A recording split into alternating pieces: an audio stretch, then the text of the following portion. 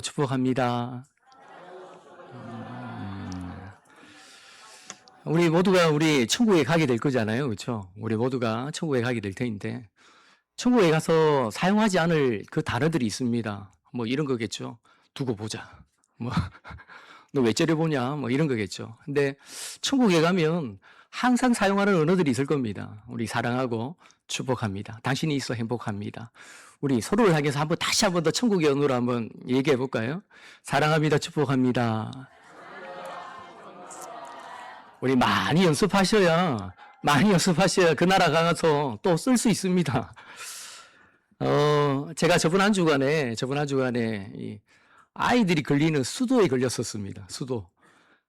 뭐 걸려보셨습니까? 제가 그 수도에 걸려가지고 대상포진으로 온다는데 저는 수도를 그대로 해가지고 얼굴에 막 이렇게 뭐랍니까? 붓고 이 물집이 생기고 막 그랬었습니다. 제가 그걸 딱 느끼면서 뭘 생각했냐면요. 이 수도를 한번 겪어봐야 이 욥이 어떤 상황인지 알 수 있겠다 이런 생각이 들더라고요. 이 수도에 걸리니까요. 이 몸도 간지럽고 또 이 근질면 따갑고 이게 살 수가 있는 게 아니에요. 그러니까 이게 이 약을 주는데 그 약이 간지럽지 않은 약이 뭐냐니까요. 수면제더라고요. 수면제. 그러니까 이게 계속 약 먹고 또 이렇게 깨어 있으면 간지럽고 그러면서 욥이 이랬겠구나.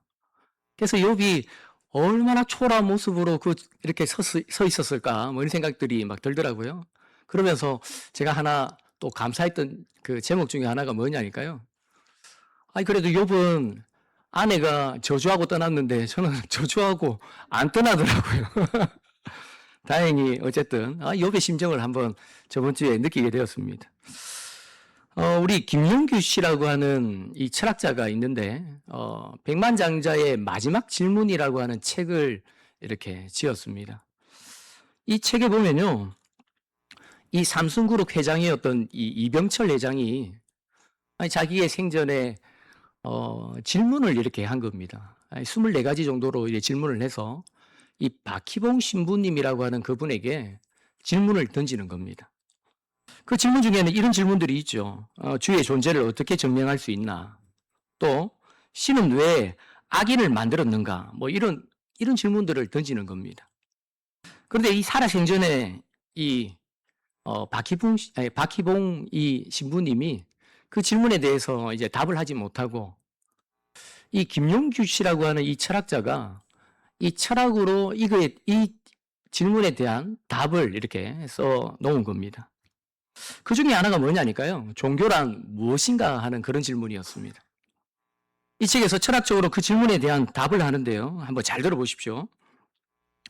종교는 사상이라기보다 체험이고 종교적인 활동을 수행하는 주체가 지성이라기보다는 인격이라는 것, 또한 그 결과도 지성의 확장이라기보다는 삶의 변화라는 점이다. 종교의 핵심은 가치 체험과 가치 생활이다. 따라서 종교가 이끄는 새로운 삶은 인간이 이전보다 더 높은 단계의 가치를 체험하고 그럼으로써 이전보다 더 가치 있게 생활하는 것을 말한다. 무슨 말인지 아시겠어요? 모르시겠죠? 한마디로 얘기하면 가치의 변화라는 겁니다. 가치의 변화. 우리가 진짜 가치롭게 여겼던 것들을 이제는 배설물로 여기고 우리가 가치 없다 여기는 것을 진짜 가치로 여기면서 그렇게 살아가는 것.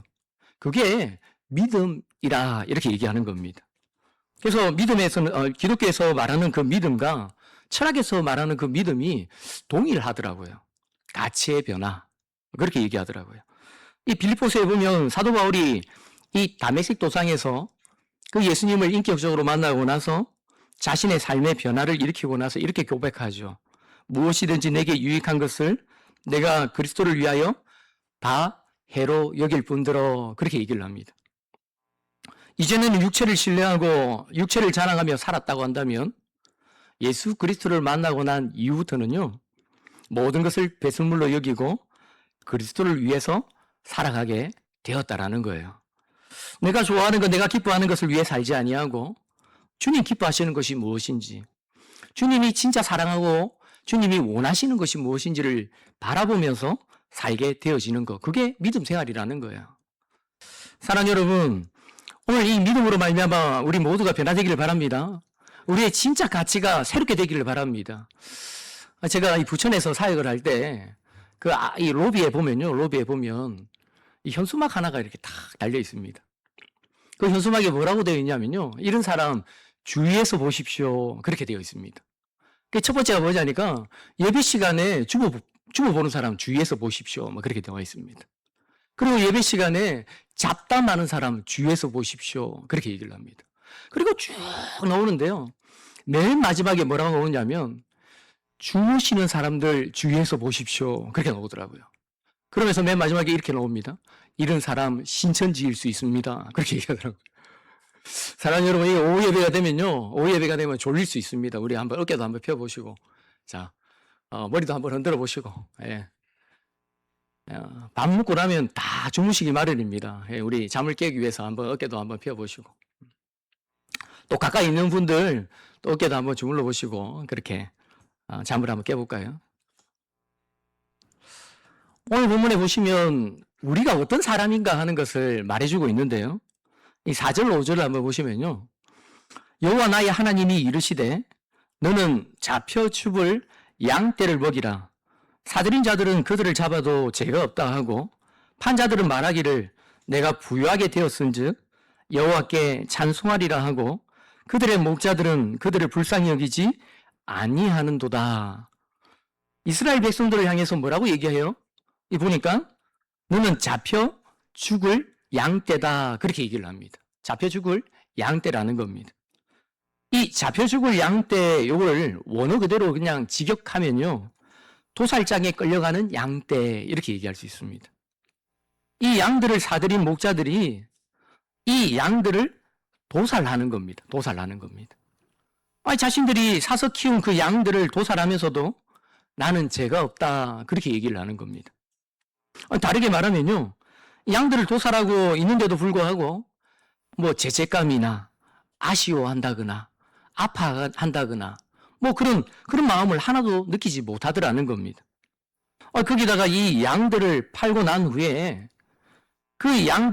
이 판자들이 그 양들을 팔고 난 후에 이 판자들이 말하기를 내가 그들을 팔아서 돈을 벌었으니까 내가 부유하게 되었다, 그러면서 여호와를 찬양하더라는 겁니다. 지금까지 그 양들을 길러왔던 목자들입니다. 정들어서 아쉬울 만도 한데 이 팔려서 도살당하는 그 양들을 바라보면서 누구 하나 그 양을 향해 불쌍히 여기는 사람이 아무도 없더라는 겁니다.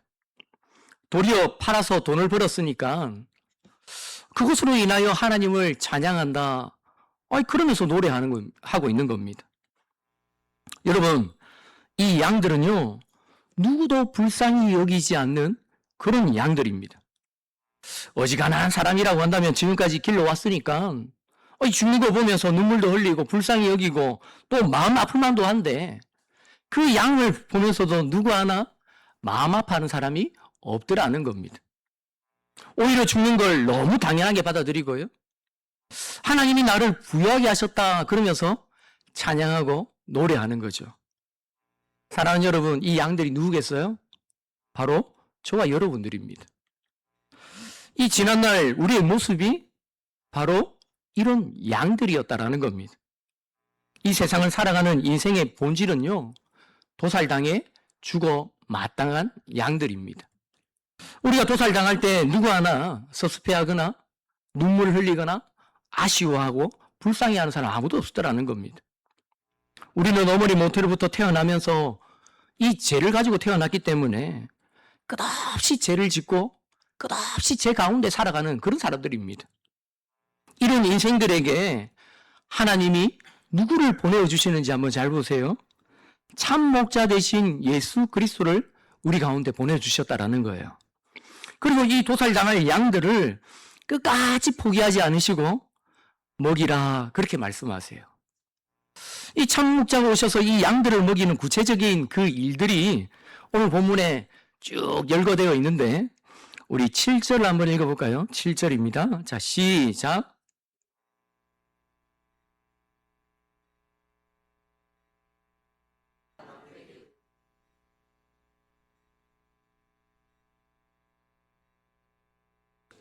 이 사랑하는 여러분, 이 목자께서 잡혀 죽을 양들을 어떻게 보고 계시는지 한번 잘 보세요. 어떻게 보고 계시죠? 그 양들을 참으로 가련하게 바라보고 계시죠. 그렇죠? 가련하게 바라보고 계세요. 이 조살장이 끌려가는데도 아무도 불쌍히 여기지 않았는데 그 키우던 이 목자조차도 이 죽는 것 보면서 아파하지 않았는데 이 선한 목자, 참 목자는 그 양들을 바라보면서 가련하게 여기더라는 거예요. 그리고 그 가련한 양들을 위해서 이 목자가 본격적으로 일을 하는데요. 2개의 막대기를 택하게 됩니다. 그렇죠? 2개의 막대기. 우리 과거 이 유대의 목자들은요, 2개의 막대기를 들고 다녔습니다. 우리 시편 23편에 보면 주의 지팡이와 또 뭐라고 하죠? 막대기를. 막대기가 나를 아니하시나이다. 그렇게 얘기를 해요. 그렇죠? 이 첫 번째 막대기는 이 맹수들이 쳐들어왔을 때 이 양과 자신의 생명을 보호하는 단단한 몽둥이. 그러니까 이게 무기로 사용하는 그 몽둥이를 얘기하는 거예요. 또 하나는 이 양들을 보면 혹시 양들 보셨어요? 우리 어거 신발 너무 좋아하잖아요. 그렇죠? 우리 어거 신발을 보면서 뭐 불쌍히 여기는 사람도 있습니까? 그 어거 신발이 양털로 만든 거잖아요. 그런데 이 양털을 양의 털을 깎지 않으면요, 양은 살 수가 없어요. 왜냐하면 혹시 그 양털은 너무 좋은데 양털은 따뜻하기도 하고요, 보온 효과가 있어서 너무 좋기도 한데 안 좋은 점이 뭐예요? 먼지를 빨아들이죠. 그렇죠? 먼지가 엄청나게 많습니다. 그래서 양들이 털을 깎지 않으면 죽게 되어 있습니다. 왜냐하면 자기의 몸무게보다 더 많은 이 먼지들을 빨아들여 가지고요, 이 자기의 무게를 이기지 못해 가지고 죽는 겁니다. 그래서 항상 의존되어 있는데 목자가 와가지고 그 이렇게 털을 팔려고 깎는 게 아니고요, 깎아주지 않으면 그 양이 살 수 없으니까 그 털을 깎아주는 겁니다. 그리고 이 양들이, 여러분들 이 양들을 보시면 눈이 나빠요. 눈이 나빠요. 그래서 한 마리가 막 뛰쳐가면요, 나머지 말들이 그냥 뛰쳐가는 거예요. 그러면서 뒤에서 이렇게 얘기하겠죠. 왜 뛰쳐가는데? 막 그렇게 하겠죠. 한 마리가 절벽 가운데 떨어지면 나머지 양들도 같이 떨어지는 거예요. 그와 마찬가지로 아주 눈이 나쁜 그런 동물이 바로 이 양인데, 지금 이 양들이 가끔 한 번씩 이렇게 절벽 가운데 있다가 바위 틈에 이제 발목이 끼이는 겁니다. 발목이 끼면 목자가 와가지고 또 한 막대기를 가지고, 지팡이를 가지고 그를 끌어주는데, 여러분들 뭐 예수님 성화를 보시면 예수님께서 양을 어깨에 메시고 지팡이를 하나 들고 계시잖아요. 그 지팡이가 올곧던가요? 아니죠. 그렇죠? 동그랗잖아요. 그 동그란 그 지팡이를 들고 다니는 겁니다. 그래가지고 양의 목을 이렇게 매거나 아니면 다리를 이렇게 메어가지고 끌어다니는 겁니다. 이 절벽까지 내려가지를 못하니까 목자가 끌고 올라오는 겁니다. 지금 이 2개의 막대기를 가지고 지금 이 양들을 지키신다. 그렇게 얘기하는 거죠. 이 첫 번째 막대기가 뭐라고 되어 있는지 한번 잘 보세요. 은총이라 그렇게 되어 있습니다. 은총. 아무것도 기대할 수 없고 이 죽음 마땅한 그 양들을 위해서 목자가 오셔서 은총을 베풀어 주시더라는 거예요. 무조건적인 하나님의 사랑과 은혜로 그들을 돌봐 주시는 거죠. 사랑하는 여러분, 그냥 그들이 하는 그대로, 합당한 대로 그냥 갚아주면 그들은 다 어떻게 되어집니까? 그들은 다 죽어 마땅한 그런 양들이잖아요. 그렇죠? 그들은 아무도 가련히 여기지 않는, 불쌍히 여기지 않는 그 죄로 말미암아 죽어 마땅한 그런 양들이잖아요. 그런데 그들을 향해서 목자가 오셔서 은총을 베풀어 주시는데 그들에게 무한한 사랑과 은혜로 그들을 보살펴 주시더라는 거예요. 지금 당장 죽어도 아무도 슬퍼하지 않는, 아무도 억울해하지 않는, 아무도 아파하지 않는 그 양들인데 목자가 오셔서 그들을 돌봐주시는 거예요. 사랑하는 여러분, 우리가 신앙의 이 연륜이 더해지면 더해질수록요, 과거에 우리가 느꼈던 것보다 하나님의 은혜와 그 은총에 대한 필요성을 더 많이 느끼게 되어집니다. 하나님이 없이는 살아갈 수 없는 그 목마름을 가지게 되어 있더라는 거예요. 우리가 처음 주님을 만날 때보다 여러분 한번 잘 생각해 보세요. 세월이 흐르면 흐를수록 그 은혜는 더 깊어지고요. 하나님으로 말미암는 그 하나님의 그 사랑은 더 간절해지고 있더라는 거예요. 그래서 그 은혜를 알기 때문에 세월이 흐르면 흐를수록 우리의 눈에 눈물이 마를 날이 없죠. 하나님께서 그 은총의 막대기를 가지고 나를 대하시지 않으면 살아갈 수 없는 그 죄인임을 늘 날마다 느끼고 그 체험하고 나아가더라는 거예요. 그래서 우리 믿음의 선배들은 늘 입버릇처럼 늘 이렇게 얘기를 했죠. 주님, 저는 죄인입니다. 주님 감사합니다. 주님 없이는 살 수 없습니다. 라고 하는 그 깊은 목마름과 간절함을 가지고 살아왔다라는 거예요. 하나님께서 이 도살당할 이 저와 여러분을 위해서 은총의 막대기로 사랑해 주셨음을 여러분 믿으시길 바랍니다. 두 번째는요, 연합의 지팡이입니다. 연합의 지팡이. 하나님께서 이 양들을 불쌍히 여기는 그 이유가 뭡니까? 목자를 세우시고 목자를 통해서 이들에게 끝없이 긍휼과 사랑을 베푸시는 그 이유가 뭐냐라는 거예요. 왜냐하면 목자와 우리가 연합되었기 때문입니다.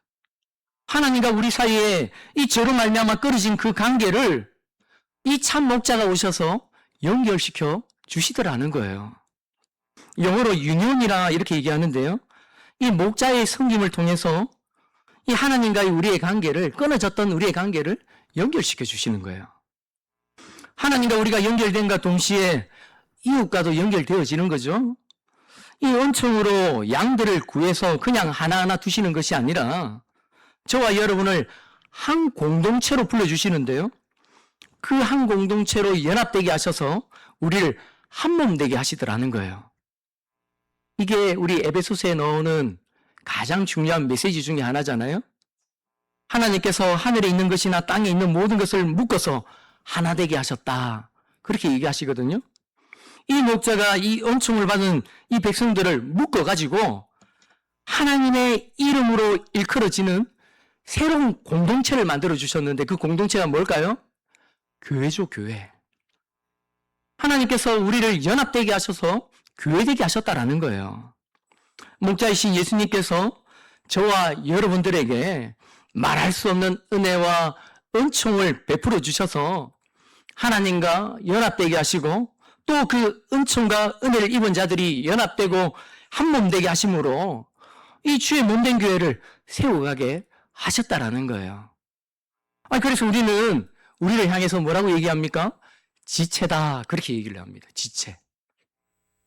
그리고 이 교회를 향해서 주님의 몸된 교회다. 그렇게 얘기를 합니다.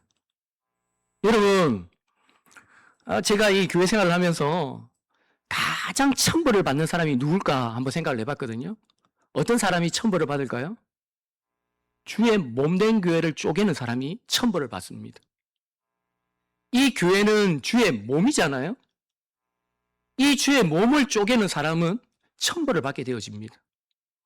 다른 것은 어쩌면 용서할 수 있습니다. 아니요. 용서해야 하고 또한 그들은 용납할 수도 있습니다. 하지만 주의 몸된 교회를 쪼개고 몸을 쪼개고 연합되지 못하게 하는 것은 하나님 절대로 용서하지 않습니다. 그런데 너무나 어리석게도 이 가련한 양들, 그러니까 이 예수님께서 바라보시기에 가련한 양들이라고 하는 이 양들이 목자를 좋아하지를 않습니다. 목자를 미워하고요, 싫어합니다. 거부합니다. 우리 8절 하반절과 9절을 보시면요. 이는 내 마음에 그들을 싫어하였고 그들의 마음에도 나를 미워하였습니다. 내가 이르되 내가 너희를 먹이지 아니하리라. 죽는 자는 죽는 대로 많은 자는 많은 대로 나머지는 서로 이 살을 먹는 대로 두리라 하고. 참 목자가 와가지고요 양떼를 먹이고 돌보고 있는데 사람들이 목자를 좋아하지 않아요. 목자를 도리어 미워하고 싫어하고 거부합니다. 너무 어리석지 않아요? 그렇죠? 이 예수님이 저와 여러분을 위해서 어떻게 하셨어요? 예수님께서 저와 여러분을 위해서 하늘 영광 다 내려놓으시고 우리 가운데 오셔서 그의 살을 찢으시고 그의 피를 쏟아주셨었는데 너무나 어리석고 너무나 미련한 저와 여러분들이 예수님을 사랑하거나 좋아하거나 영접하거나 그분을 맞이하지 않더라는 거예요. 오셨는데, 예수님께서 오셨는데 뭔가 남들이 부러워할 만한 그런 삶을 사신 것도 아닌 거예요.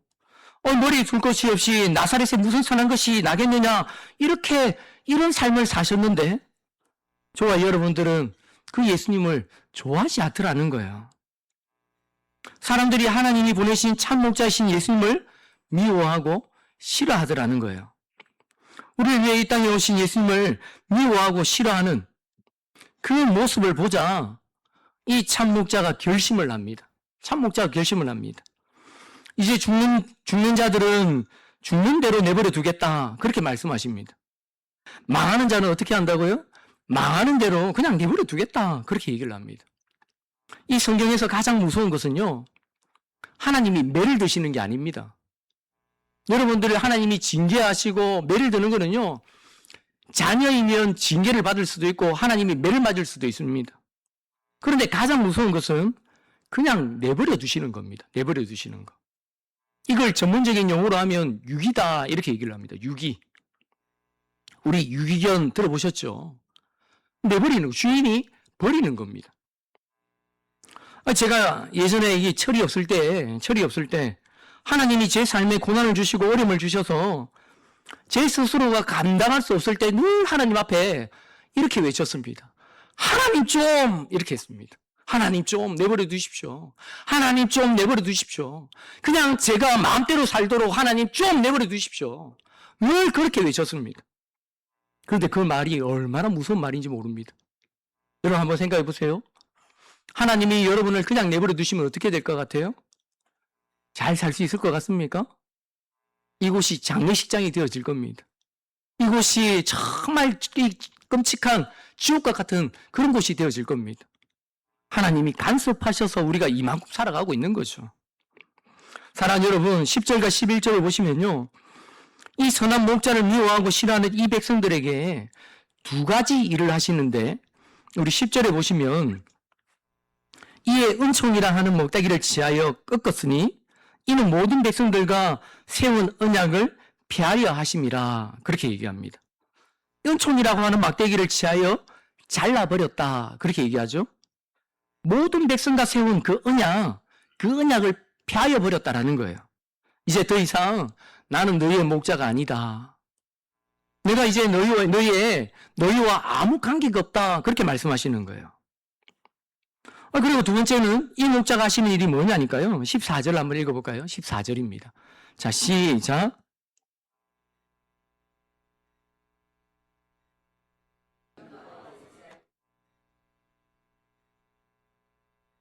이 두 번째 막대기도 꺾어버리는데 하나님과 우리 안에 그 연합되었던 그것들을 다 꺾어버렸다, 그렇게 얘기하는 거예요. 사랑하는 여러분, 여러분이 이런 본문을 대할 때 이렇게 생각할 수 있어요. 하나님 너무하신 것이 아닌가, 너무 잔인하고 끔찍하신 것이 아닌가, 하나님 너무 지나치시다, 그런 마음 가질 수 있어요. 어떤 분들을 보면요, 이 구약보다 신약을 더 좋아하시는 분들이 있더라고요. 신약은 사랑을 이야기하는데 이 구약에 보니까 전부 심판하신다, 징계하신다 하는 이 말들이 너무 많이 나오니까 이 구약을 읽을 때마다 참 불편하다 하시는 분들이 있더라고요. 그런데 성경을 잘 모르시고 하시는 말씀이에요. 왜 그런지 한번 잘 보십시오. 우리 12절을 한번 읽어볼까요? 12절입니다. 자, 시작.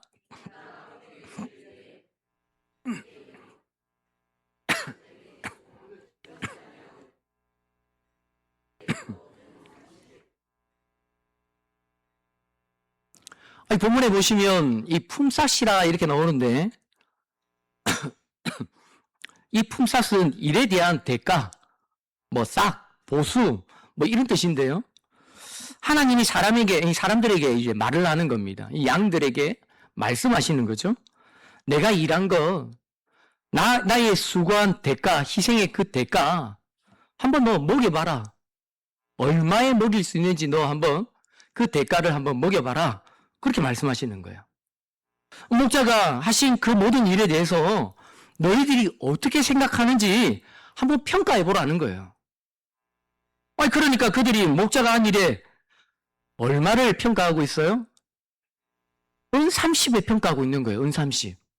은 30 정도 됩니다. 라고 얘기하고 있는 거죠. 우리 출애굽기 21장에 보시면요. 그게 이런 구절이 나와요. 한번 잘 들어보십시오. 출애굽기 21장 32절에 보시면 소가 만일 남종이나 여종을 받으면 그 소인자가 은 30세겔을 그의 상전에게 줄 것이요. 사랑하는 여러분, 은 30개를 줬다. 이 말이 무슨 뜻이겠어요? 지금 소에 치여 죽은 종의 몸값, 그게 은 30이라는 거예요. 선한 목자가 이 땅에 오셔서 도살당에 마땅한 그 양들을 위해 수고하고 희생한 그 대가가 고작 은 30밖에 되지 않는다라는 거예요. 소에 치여 죽은 이 종의 몸값 정도밖에 예수님이 하신 일들이 그것밖에 되지 않는다라는 거예요. 하나님의 아들이신 예수님께서 이 존귀와 영광을 다 내려놓고 이 낮고 낮은 이 땅 가운데 이 도살당한 양들을 위해 오셨는데 이 양들이 고작 그 목자가 하신 그 일들에 대한 평가가 소에 치여 죽은 그 종의 몸값밖에는 또 그렇게 평가하지 않더라는 거예요. 은 30입니다. 은 30. 하지만 하나님은 그 목자가 한 일에 대해서 어떻게 평가하시는지 한번 보세요. 13절에 보시면요. 여호와께서 내게 이르시되 그들이 나를 헤아린 바 그 삭슬 토기장에게 던지라 하시기로 내가 곧 그 은 30개를 여호와의 전에서 토기장에게 던지고 이 12절에 나와 있는 이 품삯과 13절에 나와 있는 이 싹은요. 완전히 다른 뜻을 가지고 있습니다. 한글에는 그냥 똑같이 보이지만 오늘을 보시면요. 완전히 다른 단어입니다. 12절에 나와 있는 이 품삯, 이 단어는 뭐 임금, 보수 뭐 이런 뜻이라고 한다면 13절에 나와 있는 이 싹은요. 이 보석같이 고가의 물건을 이렇게 값을 정할 때, 그 가치를 정할 때 그 가치를 먹이는 그 단위가 이 싹이라고 하는 이 단어입니다. 이 사람들은 은 30개로 그 싹을 먹였는데 하나님을 어떻게 평가하시더라고요?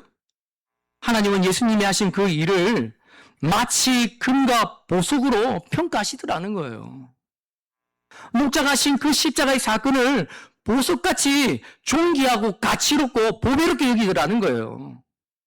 하나님은 그 은 30개를 어디에 던지라고 얘기하세요? 토기장에게 던져라 그렇게 말씀하세요. 여러분 이 사건 너무 잘 알잖아요. 마태복음 27장에 그대로 일어나는데 이 가룟 유다가 예수님을 팔 때 얼마에 팝니까? 은 30 주고 팔거든요. 소에 치여 죽은 종 하나의 값으로 예수님을 팔아버리는 겁니다. 이 가룟 유다가 자신의 죄를 깨닫고 후회하면서 그 은 30개를 가지고 이 제사장과 종교 지도자들에게 돌려주려고 하니까 이 제사장과 이 종교 지도자들이 받지를 않습니다. 그래서 그 은 30개를 그냥 성전에 두면 이게 불결할 것 같으니까 저것 가지고 핏값이라 여기고 성전구에 넣으면 안 된다 그러면서 그 돈을 가지고 토기장에 밭을 사가지고 이 나그네의 무덤으로 삼아버립니다. 그것이 27장에 마태복음 27장에 나와 있는 그 내용이죠. 사람들은 이 세상에 예수님이 오셔서 그 한 일, 그 은혜에 대한 대가가 30개 정도밖에는 보지 않더라는 거예요. 소에 치여 죽은 이 종의 몸값으로 그 예수님의 그 은혜를 치부하더라는 거예요. 여러분에게 한번 물어볼까요? 여러분은 목자가 하신 그 일에 대해 얼마의 품삯을 먹이며 살고 계십니까?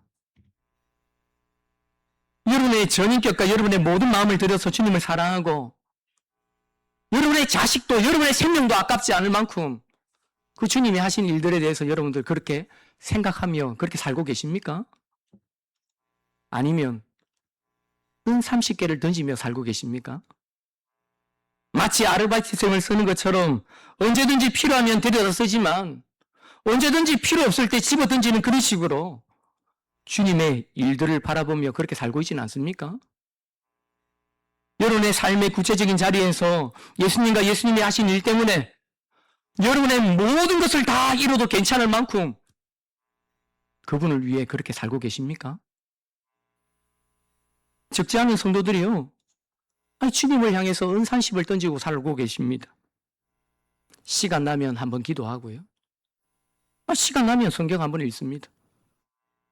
아니, 주일날 예배 한번 뭐 이렇게 오면요, 왠지 할 거 다 한 것처럼, 내가 할 일, 일주일에 한 숙제들을 다 한 것처럼 그렇게 여기며 신앙생활을 하고 있는 겁니다. 여러분, 지난 30년을 한번 생각해 보십시오. 아니, 기도하면 산기도고요. 아니, 밤기도, 철야기도, 이게 그냥 기도의 대명사였습니다. 그런데 요즘 기도하라고 하면 대표자들만 옵니다. 기도할 수 있는 대표자들만 와가지고 기도합니다. 그것도 오래 기도하면 또 그게 문제가 되어집니다. 아니, 기도하러 나오질 않는 겁니다. 더 이상 그런 거 하기 싫어하는 겁니다. 우리 즐겨 부르는 찬송 중에 찬송가 442장 너무 잘 아실 겁니다. 이 저 장미꽃 위에 이슬이라고 하는 찬송인데요. 이 찬송에 이런 가사가 나오죠. 밤 깊도록 동산 안에 주와 함께 있으려 하나. 오늘 많은 성도들이 왜 밤맞도록, 밤이 깊도록 주님과 함께 있고 싶어 하는지 알지를 못하는 겁니다. 사랑하는 여러분, 주님이 하신 일이 너무 놀랍고 크기 때문에 내 모든 것을 다 드려도 주님을 섬기고 싶어 하는 그 마음 여러분에게 있습니까? 주님과 늘 함께하고 싶지만 세상, 너무 바쁜 세상 우리를 오라 하기 때문에 어쩔 수 없이 내려가는 그 안타까운 마음, 아쉬운 마음 가지고 여러분 내려가고 계십니까? 아니, 우리 주님 위해서 하신 그 일들이 얼마나 가치로운지 알기 때문에 우리의 모든 삶을 들여도 아깝지 않을 만큼 여러분 그렇게 살고 계시느냐는 겁니다.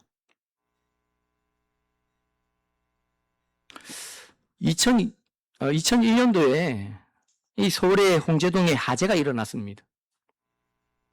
우리 꼬꼬무라고 하는 거기에 이렇게 나왔던 내용들인데요.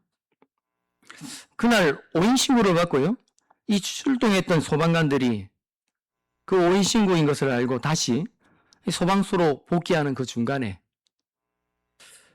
화재가 일어났다라고 하는 소식을 접하게 되어집니다.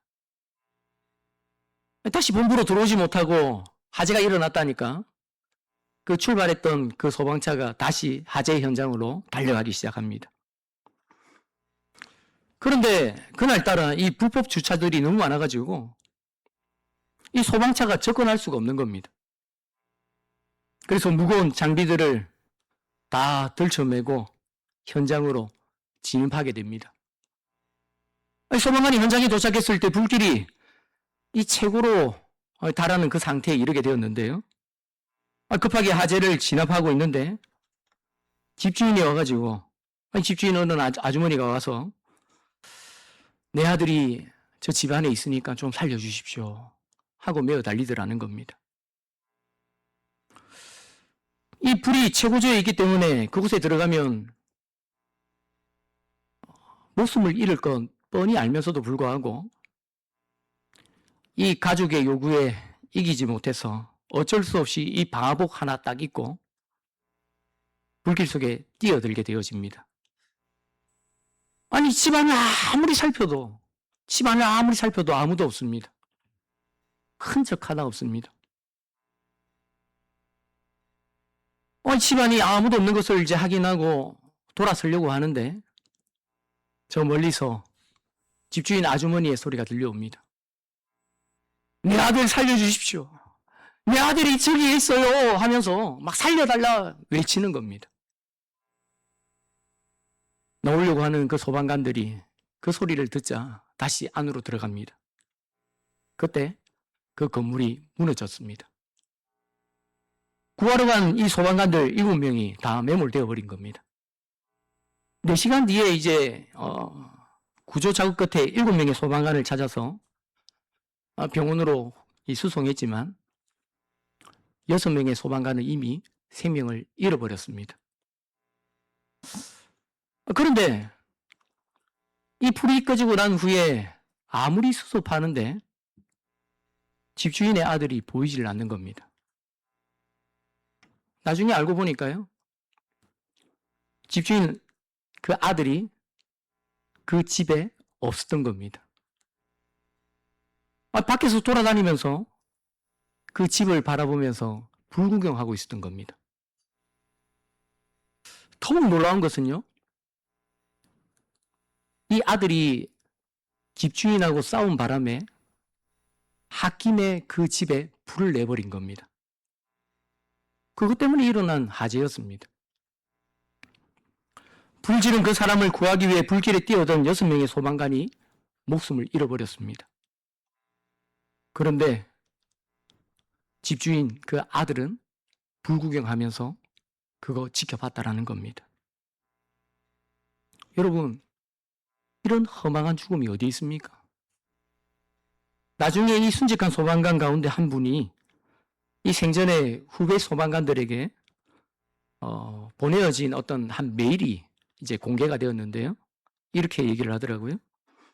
의사의 역할도 남의 목숨을 구하는 일임에 틀림이 없지만 자신을 내던지면서 구하지는 않는다네. 나는 남의 목숨을 구하기 위해 자신의 목숨을 던질 수 있는 이 직업에 만족한다네. 사람의 목숨을 살리기 위해 내 한 목숨 내던질 수 있는 것, 나는 이것을 하나의 성직으로 여긴다네. 아니, 그날로 이런 사명감을 가지고 불길 속으로 뛰어들어가가지고 결국 6명의 소방관이 목숨을 잃어버리게 된 것입니다. 그런데 여러분, 하나 궁금한 게 있지 않습니까? 아니, 이런 일들이 일어나고 지금 벌써 25년이 흘렀습니다. 그럼 불을 질렀던 그 집주인의 아들은 뭐하고 살았을까요? 어떻게 살았을까요? 자기를 구하러 불길 속에 뛰어든 6명의 소방관이 목숨을 잃었는데 그 사람은 어떤 마음을 가지고 지금까지 살아오고 있을까요? 물론 그 사람은 구조를 받은 건 아니지만 이 자기를 살리기 위해 들어간 6명의 소방관이 목숨을 잃었잖아요. 그렇다면 25년 동안 이 사람은 어떤 삶을 살아야 할까요? 6명의 그 생명의 값을 늘 생각하면서 정말 빚진 마음을 가지고 그렇게 살아야 되는 건 마땅하지 않습니까? 나 때문에 희생의 6명의 그 소방관들이 희생당하고 죽음을 당했다 하는 그 사실을 기억하면서 좀 의미 있게 살아야 되지 않겠습니까? 그런데 여러분, 우리는 어떻게 살고 계십니까? 누구도 가련하게 여기지 않는 전부 죽어 마땅한 우리를 향해 예수 그리스도가 오셔서 희생하셨는데 고귀한 죽음으로 우리를 위해서 희생하시고 그 십자가에 달려 살을 찢으시고 피를 쏟아주셨는데 여러분 어떻게 살고 계십니까? 혹시 은삼십 던지며 살고 계시지 않습니까? 제가 이 헌신 예배를 이렇게 쭉 다니면서 제가 늘 생각하는 것 중에 하나는요.